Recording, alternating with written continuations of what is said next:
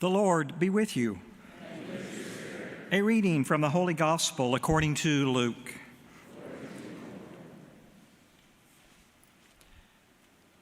Jesus said to his disciples, "I have come to set the earth on fire, and how I wish it were already blazing.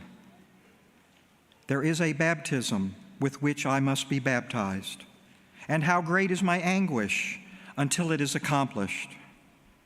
Do you think I have come to establish peace on earth? No, I tell you, but rather division.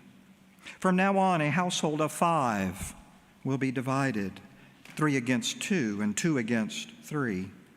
A father will be divided against his son, and a son against his father, a mother against her daughter, and a daughter against her mother, a mother-in-law against her daughter-in-law, and a daughter-in-law against her mother-in-law." The Gospel of the Lord.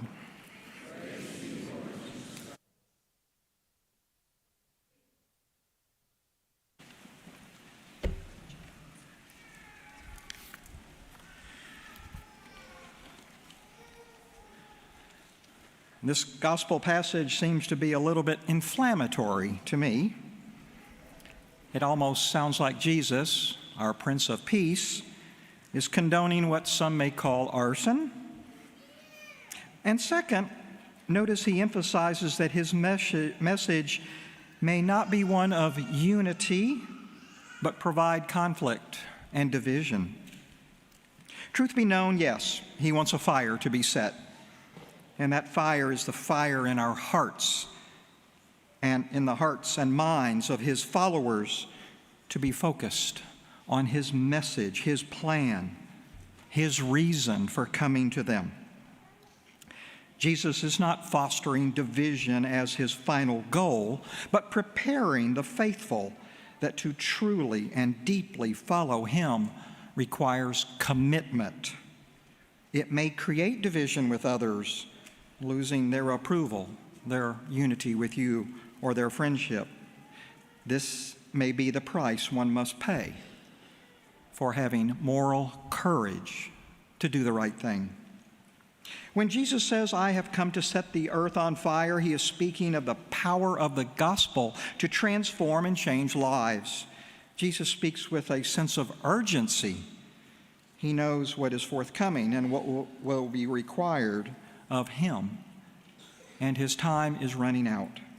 He is graphically calling for spiritual readiness and awareness. Notice in the first reading we had, Jeremiah, like Jesus, Jeremiah is rejected. He is thrown into a cistern for speaking the truth.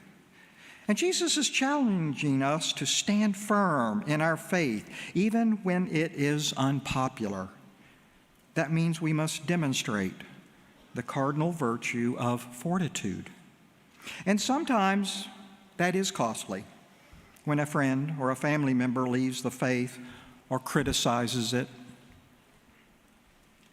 50 years ago, 1976, 2 years before Cardinal Karol Wojtyła became Pope John Paul II, he was the keynote speaker at the Eucharistic Congress. It was held in Philadelphia that year. And he said, "We are now living in the final confrontation between the gospel and the anti-gospel, between the church and the anti-church, between Christ and the antichrist," end quote.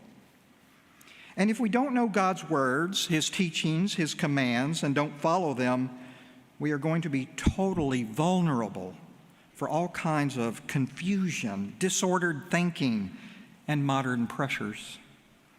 Every day we're faced with tough decisions, difficult choices, and sometimes those happen to be living our faith becomes difficult in the eyes of others. We have to make a choice for God. What am I going to do with my time, my talent, my treasure, my resources that God has given me? And the question becomes of ourselves, do I really want to do that? Do we really have the moral courage to do those things? when it can be difficult? Can we step forward knowing it may come with a price to do the right thing? 2 days ago, Thursday, some of you may have attended the Vigil Mass for the Solemnity of the Assumption of the Virgin Mary. But you may have also noticed that that day, August the 14th, was the memorial of St. Maximilian Kolbe. And therein, the heart of my homily about a man facing the choices to do the right thing. Probably my favorite saint, this humble Polish Franciscan priest stepped forward with the ultimate act of moral courage. In 2008, my wife started her nursing day shift at Baylor Scott and White Centennial in Frisco. She entered a patient's room to find a small, frail, elderly man. Approaching him, my wife recognized what we Catholics call the miraculous medal hanging around his neck. There are probably dozens and dozens of you right now, here tonight in the pews, that also wear one.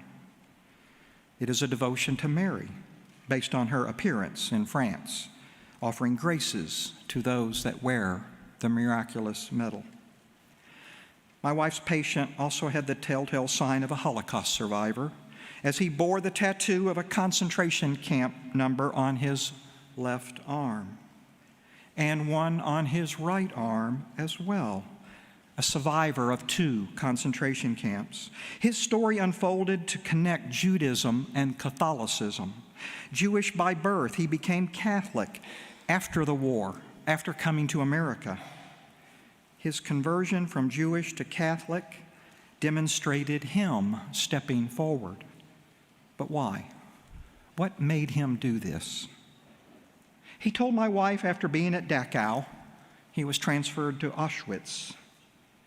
He asked my wife if she knew of Father Maximilian Kolbe. She replied yes, telling him she was Catholic also and was also wearing a miraculous medal in her devotions to Mary.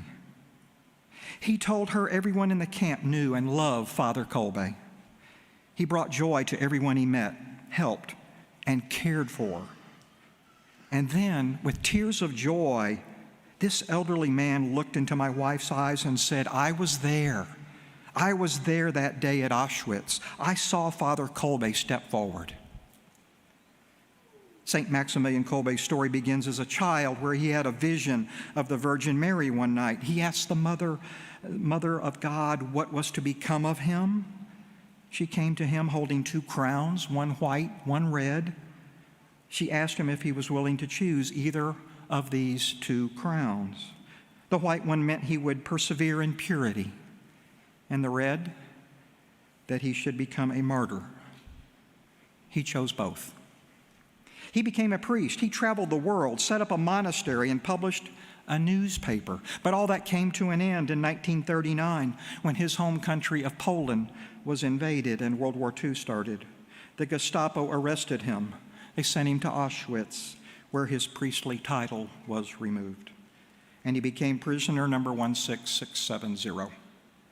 But he continued to step forward, helping others in the camp by sharing his food and drink and leading them in prayer.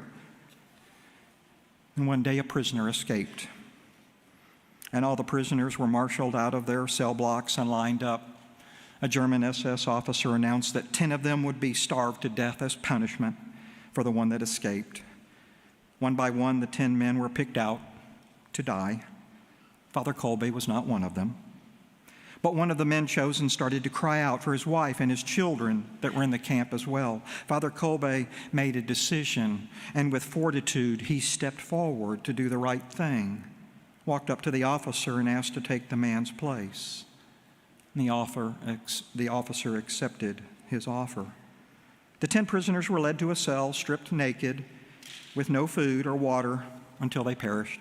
Father Kolbe led the anguished prisoners in prayer for 2 weeks, every day, most of the day, after which only he was alive. He was finally executed by lethal injection while praying.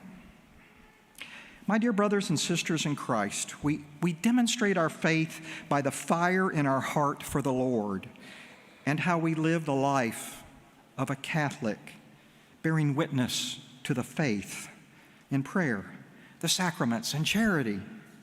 There is never a moment in our lives where we can't step forward and help somebody else, help someone we know, or someone we love, or someone that is a complete stranger. That is our vocation as a Christian, as a Catholic. We are called to step forward in everyday life, not for ourselves, but for others. We must step forward to do the right thing.